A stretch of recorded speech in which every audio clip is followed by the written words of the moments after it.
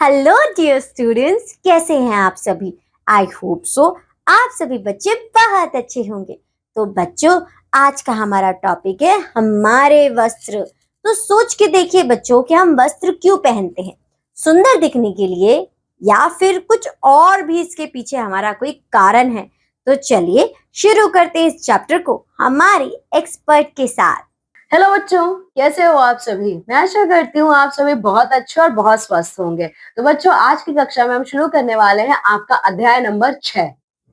हमारे अध्याय नंबर 6 का नाम है हमारे वस्त्र। बच्चों, इसमें ना हम लोग विभिन्न प्रकार के जो वस्त्र हम धारण करते हैं, हम उसके बारे में पढ़ने वाले हैं। ठीक है, तो चलिए इस अध्याय को पढ़ना शुरू करते हैं। तो देखिए बच्चों, इस अध्याय के शुरुआत में हमें क्या पढ़ना है, पढ़िए और समझिए, रीड एंड लर्न। ठीक है, देखिए वस्त्र ना हमें गर्मी, सर्दी और वर्षा से हमें बचाते हैं। ठीक है, देखिए वस्त्र पहनने से बच्चों हम बहुत अधिक सुंदर दिखते हैं। ठीक है, साथ ही साथ बच्चों गर्मियों में हम लोग सूती और हल्के रंग के वस्त्र पहनते हैं। ठीक है, और हमें सूत कहाँ से मिलता है, ये हमें कपास के पौधे से मिलता है। ठीक है, साथ ही साथ बच्चों हम लोगों को ये भी ध्यान रखना चाहिए कि हम जो भी कपड़े पहनते हैं वो साफ सुथरे हों। ठीक है, देखिए बच्चों, जैसे भोजन हमारी मूल आवश्यकता है, ठीक उसी प्रकार वस्त्र भी हमारी आवश्यकता है। जैसे बच्चों, हमारी मूलभूत आवश्यकता क्या है, हमारी मूलभूत आवश्यकता हमारा भोजन है। ठीक है, उसी प्रकार से बच्चों भोजन की तरह ही वस्त्र भी हमारी मूलभूत आवश्यकताओं में से एक है। ठीक है, वस्त्र हमें गर्मी, सर्दी और वर्षा से बचाते हैं। ठीक है,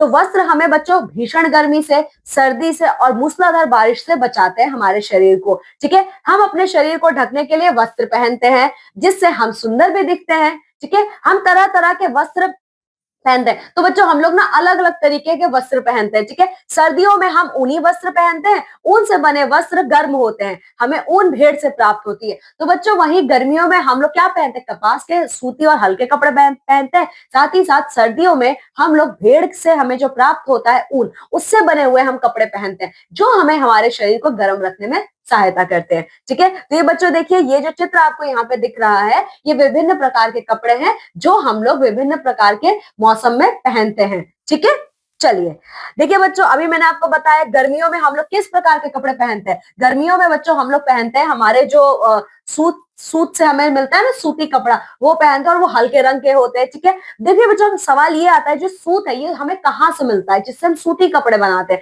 ये हमें कपास से मिलता है, और कपास आपका क्या, एक पौधा है। ठीक है, सूती वस्त्र हमें गर्मियों में ठंडा रखने में हमारे शरीर को मदद करता है। अब बच्चों, अगर हम अपने भारत देश के पहनावे की बात करें, तो हमारे भारत में अधिकतर लोग पैंट कमीज या कुर्ता पैजामा पहनते हैं। तो जो पुरुष हैं वो क्या पहनते हैं, पैंट कमीज और कुर्ता पैजामा पहनते हैं। आप लोगों ने अपने पिता को, अपने भाई को देखा होगा यही पहनते हैं, आप लोग भी यही पहनते होंगे।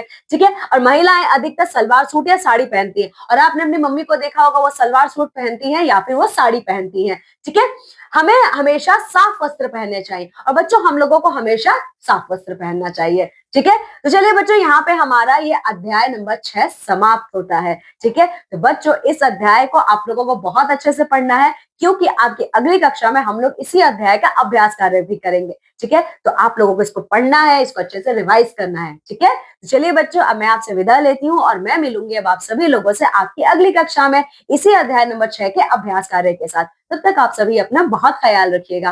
बाय। तो देखा बच्चों आपने कि वस्त्र सुंदर बनने के साथ साथ बहुत सारी चीजें बताते हैं। ये हमें सर्दी, गर्मी, हर चीज से बचाते हैं। सो आशा करती हूँ कि आपको ये चैप्टर पढ़कर बहुत मजा आया होगा। अब मैं आपसे मिलूंगी आपकी नेक्स्ट क्लास में। टिल देन, बाय बाय बच्चों।